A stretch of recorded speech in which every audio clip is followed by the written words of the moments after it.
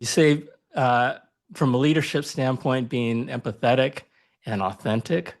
Mm. What does that mean just from a regular human standpoint?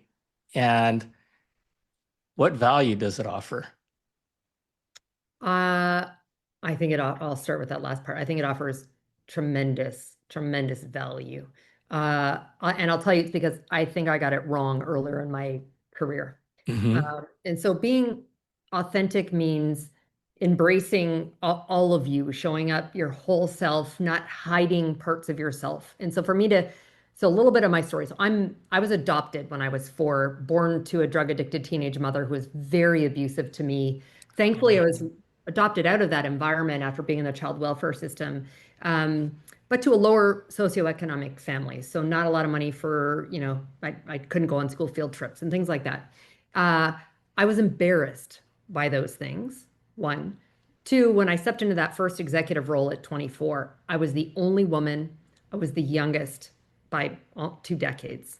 And I felt like if I told anyone my backstory, I was worried they'd either feel sad or bad for me, think I was weak, question me. Also, if I showed vulnerability, I have a nickname now as the turtle.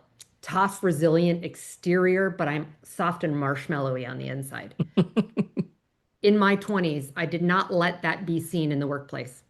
I was fearful that that would be seen as weakness and vulnerability.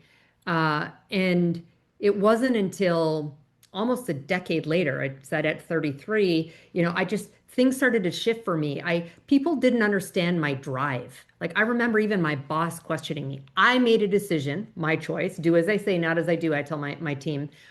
I took no maternity leave with my second, and barely any with my first. Uh, and for a host of reasons. One, my ex had cancer at the time and was home, and one of us needed to be, at work. Um, but also there was a big cutover going. There was lots of things, but that was my decision. And so Yep. it wasn't until I started telling people, like, you need to understand where my A-type personality comes from, my backstory, why, I started working at 11, all of these things. So when I showed up, I also created that safe space to be vulnerable by telling more about myself. I saw a huge difference in the relationships I had with people and the trust that was built, particularly with my team. So I've now been a part of more than 40 merger acquisition divestiture transactions in my career and more than 100 corporate restructures.